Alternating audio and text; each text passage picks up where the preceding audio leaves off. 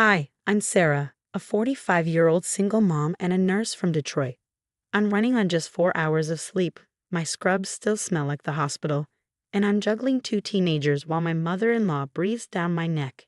Yep, just another Tuesday in paradise. My daughter Amber is a real lifesaver, always helping out and keeping her grades up.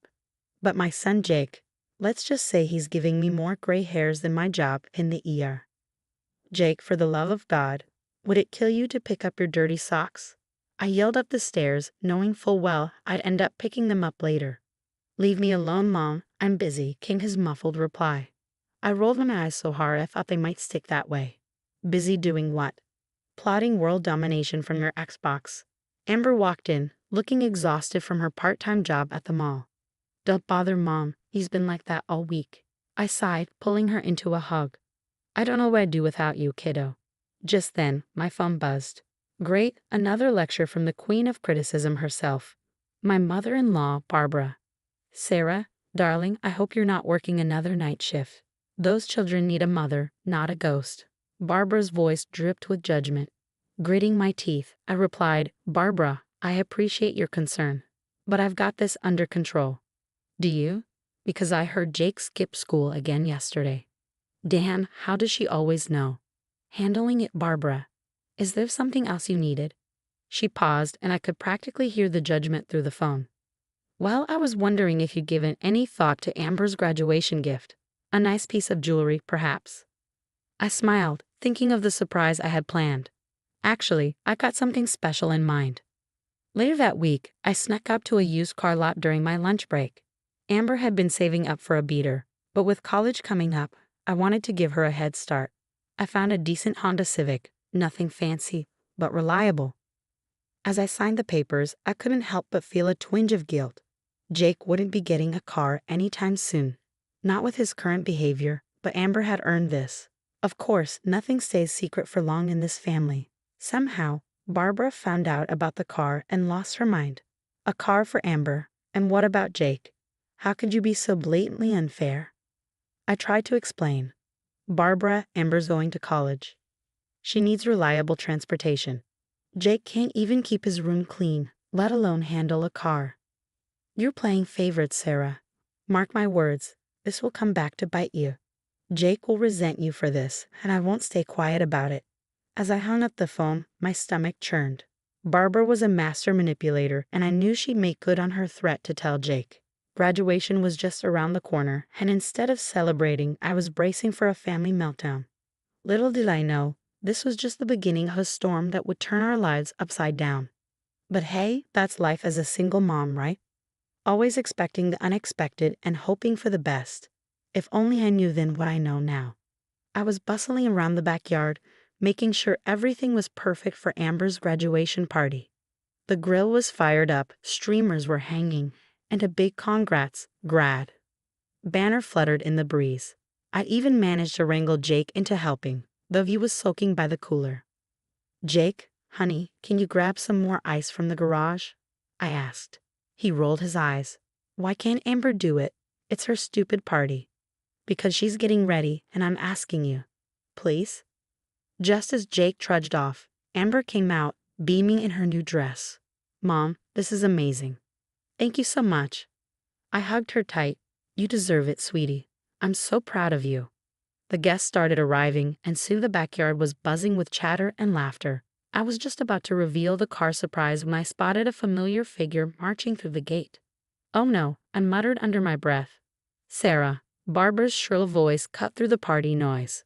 What a lovely gathering, though I don't recall receiving an invitation. I plastered on a fake smile. Barbara, what a surprise. We weren't expecting you. Clearly, she sniffed, eyeing the decorations. I suppose my invitation got lost in the mail again. Before I could respond, Amber rushed over. Grandma, you made it. Barbara's demeanor softened slightly. Of course, dear, I wouldn't miss my only granddaughter's graduation.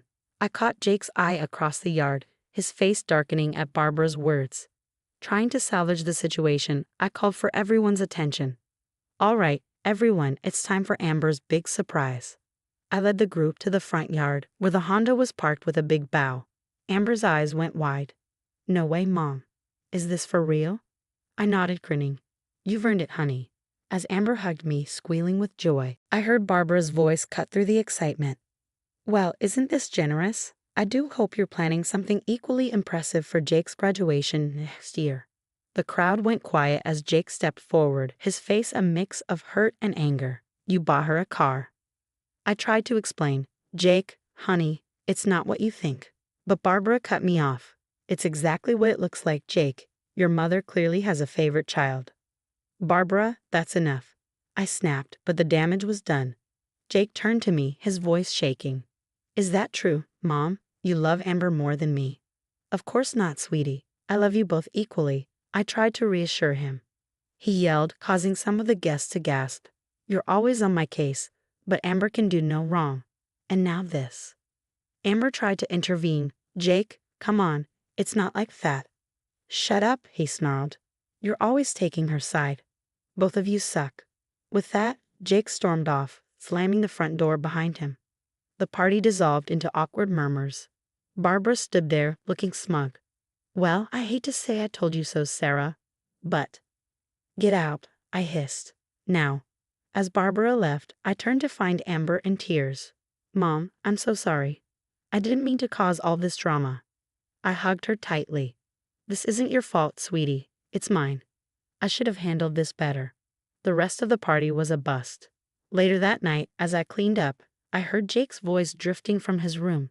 He was on the phone, speaking in hushed tones. Yeah, man, I'm telling you, she's got it coming. No, listen, I've got a plan. It'll teach her to play favorites. My blood ran cold. What was he up to? I wanted to burst in and confront him, but something held me back. Maybe if I gave him some space, he'd cool off. But as I lay in bed that night, I couldn't shake the feeling that this was just the beginning of something much worse. How had everything gone so wrong so fast? And more importantly, how was I going to fix it? The weeks after Amber's graduation were like walking on eggshells. Every time I tried to talk to Jake, he'd either ignore me or snap back with some smart-ass comment. It was driving me up the wall. One morning, I cornered him in the kitchen. Jake, we need to talk about what happened at the party, I said. He just grunted, pouring himself some cereal. Look, I know you're upset about the car, but... He slammed the milk carton down. You don't know, Mom. Just leave me alone. Hey, watch your language. I'm still your mother. Could have fooled me, he muttered, shouldering past me. I sighed, rubbing my temples. This was getting us nowhere. Later that week, I was doing laundry when I noticed Jake's pockets were full of cash, like way more than a kid his age should have. My stomach dropped. That night, I confronted him. Jake, where'd you get all this money? I asked. He shrugged, not looking up from his phone. Got a job. No after-school gig pays this much. What are you into? He finally met my eyes, and the coldness there scared me. None of your business. You're not the only one who can keep secrets in this family. Before I could respond, he stormed out, slamming the door behind him. The next day, I was reorganizing the medicine cabinet when I noticed something off. My prescription for pain meds from my back surgery was nearly empty. I barely touched the damn things. Amber, I called out, have you seen anyone messing with the medicine cabinet? She appeared in the doorway, looking confused. No, why? I shoved her the bottle. Her eyes went wide. You don't think Jake? I nodded grimly. I'm afraid so. What are you going to do? I don't know, honey. I just don't know. A few days later, I was at work when my phone rang. It was the school principal. Miss Thompson, this is Principal Anderson. There's been an incident involving Jake. The police are here. My heart stopped. What? What happened? I think it's best if you come down here immediately. I rushed to the school, my mind racing. When I got there, 2 cops were leading Jake out in handcuffs. He looked scared shitless. What the hell is going on? I demanded. One of the officers turned to me. Mom, we caught your son selling prescription drugs on school grounds. He's facing some serious charges. There has to be some mistake. Jake, tell them this is all a misunderstanding. He just looked at me, his eyes full of anger and fear. I'm sorry, Mom. I really screwed up this time. As they took him away, I collapsed onto a nearby bench, my whole world spinning. How had it come to this? Just when I thought things couldn't get worse, I heard a familiar voice. Well, well, well. I hate to say I told you so, Sarah, but... I looked up to see Barbara standing there, looking way too pleased with herself. "What the hell are you doing here, Barbara?" I demanded. She sat down next to me, uninvited. "I heard about poor Jake's predicament. Such a shame. If only someone had been paying more attention to him." I narrowed my eyes. "What are you talking about?" She smiled, all fake sympathy. "Oh, Sarah, did you really think Jake came up with this rebellious streak all on his own? He needed someone to confide in, someone who understood how neglected he felt." The pieces clicked into place. "You manipulative." I seethed. "You've been egging him on this whole time, haven't you?" She shrugged nonchalantly. "I merely pointed out the obvious. You clearly favor Amber. Jake needed to know someone was on his side." I stood up, shaking with rage. "Get out. Now, and don't you dare come near my family again. Or I swear to God, Barbara, I'll make you regret it." As she sauntered away, I pulled out my phone with trembling hands. I had to call a lawyer, figure out how to get Jake out of this mess. But one thing was crystal clear. Barbara had to go for good this time. I was pacing outside the interrogation room when Jake's lawyer, Mr. Martinez, came out looking grim. "How bad is it?" I asked, my stomach in knots. He sighed. "It's not great, Miss Thompson, but Jake's agreed to cooperate. He's telling them everything." Just then, a detective approached us. "Miss Thompson, your son's given us some interesting information. You might want to hear this." Inside, Jake looked up at me, his eyes red and puffy. "Mom, I'm so sorry. I never meant for it to go this far." "What are you talking about, honey?" I asked gently. He took a deep breath. "It wasn't just me. Grandma Barbara was the one supplying the pills. She said it would teach you a lesson for favoring Amber." My jaw dropped. "Are you serious?" The detective chimed in. "We've got enough to bring her in for questioning. This changes things significantly for Jake." I turned to Mr. Martinez. "What does this mean for my son?" "If he continues to cooperate, we might be able to get him into a diversion program instead of jail time, but he'll need to go to rehab." Jake nodded frantically. "I'll do it, Mom. I swear I'll get clean." As we left the station, my phone buzzed. It was Barbara. "Sarah, darling, I heard Jake's been released." "I'm so relieved." I cut her off. "Save it, Barbara. The cops are on their way to pick you up. How could you do this to your own grandson?" There was a long pause. I don't know what you're talking about." "Cut the crap." Jake told them everything. "You're going down for this."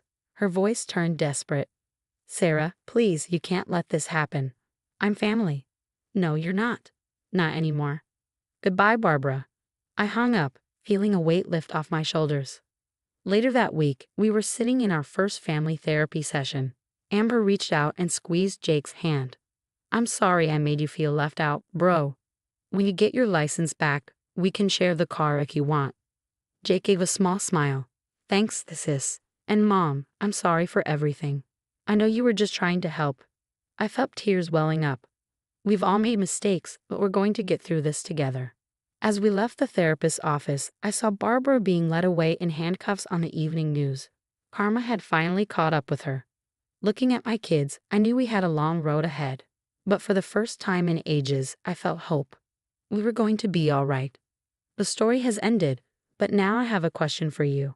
If you were in my shoes, would you ever forgive Barbara for manipulating Jake and nearly destroying our family? Or is some betrayal too deep to come back from? Share your thoughts in the comments. Your perspective might help someone else dealing with toxic family drama. If you enjoyed this wild ride, don't forget to hit that like button and subscribe for more real-life stories. Trust me, the drama never stops in this family.